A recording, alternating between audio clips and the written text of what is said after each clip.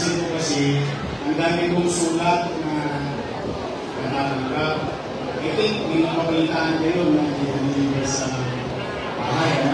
Oo, wala nga nyo dahil 3,535 na sulat na ang natulog ko. Ha?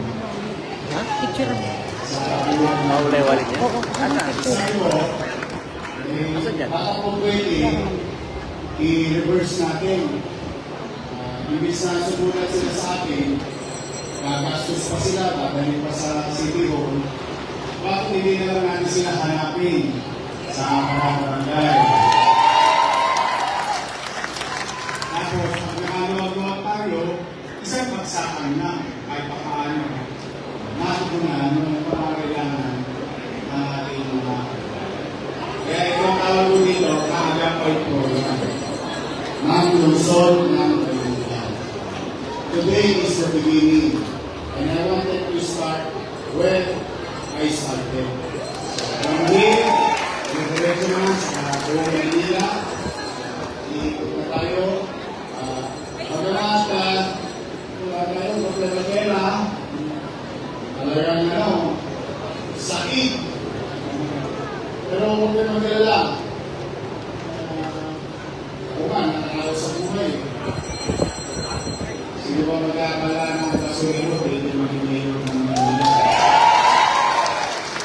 Kaya kahit mahirap, sa parte namin, bilang Luzon, kayong mag-alala, ay tatawid natin, ikaraos natin, ikawa ang Diyos. May mararamdaman natin sa tao na may gobyerno pa rin sila masasagot. Ngayon, mga special shout-out nasa naman ng mga senior citizen. Kami-kami. Yung pinahato ko, nakahanap na ako ng pera, 300 billion. Sa October 7, magsisimula na July, August, September. Malingan na. Mil 5. Umpisa sa District 1, 2. October 9, 3, 4. October 10, 5, and 6. Natabi ko rin yung pera para sa ating mga allowance ng senior citizen. Tapos, susunod, yung utang natin sa teacher. Kumikila na yung teacher. Nagdali ko naman ng City Hall, nagpilipirma ko. Hopefully, matapos by Monday. Ang utang naman sa kanila ng gobyerno, lagi, puro nakaraan ko, puro nakaraan. Kaya nga, sa iyo lang. May pwede na ako. Nakahanap tayo ako ng pera, pero hindi ko na may ibigay yung April, Mayo, Junyo. Pwede ko naman kayo, no? Pero okay lang. Katulad ng bukas sa inyo, mga sino, kayo ako sa 3,000, di ba? Pero okay lang, ipag-yayat-yayat natin. Basta po tuloy ipag-yayat ko natin. Yung mga teacher, tatanggap yan. April, hindi ko lang naibibigay yung Mayo sa April. Pero April, by next week, ito na sa mga kaibigan. Okay? So, unti-unti, ito kakaiba ito. Kasi gusto ko na yung pumunta sa City Hall. Kami na ang pupunta sa inyo. Ang kasarap na, marami akong katulong sa District 1. Kaya si Dr. Ian Malcoso. Jesus Sagapato. Eto, patigas pa. Patigas pa tungkol. Eric Ian Nieva. Junior Iban. Yung anak ko, mamaya pagpasok sa eskwela, nag-aaral yun eh. Mamaya darating din dito si Joaquin. So, magtutulong-tulong kami kasama ng Vice Mayor para mabilis. Sakit lang naman ito. Yun yun naman lagi ito sa akin.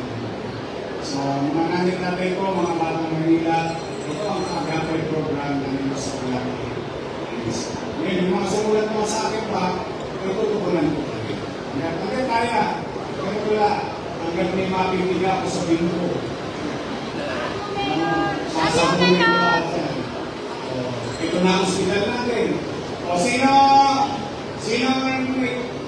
maraming minahal? Nasa naman? Baka marami lang puso nyo. Meron na tayong angiogram. Angiogram procedure, pinakamahal yan. Kami tama ka susunod, angioplasty. Mas mahal, milyon-milyon. Nagsimula na tayo sa angiogram, walang bayad. Average yan, 50,000 to 80,000. Zero, walang mabayaran. Pag napukunin mga doktor natin, diretso na tayo sa angioplasty. Para lagyan ng barbula, ang mga puso ng barato. Yun, average ng 500,000 to 1 million. Yung operasyon. Pero wala kayong babayaran. Okay? Yan yung mga ibinili kong makina nung araw pa na hindi ginamit. O sino gusto na MRI machine?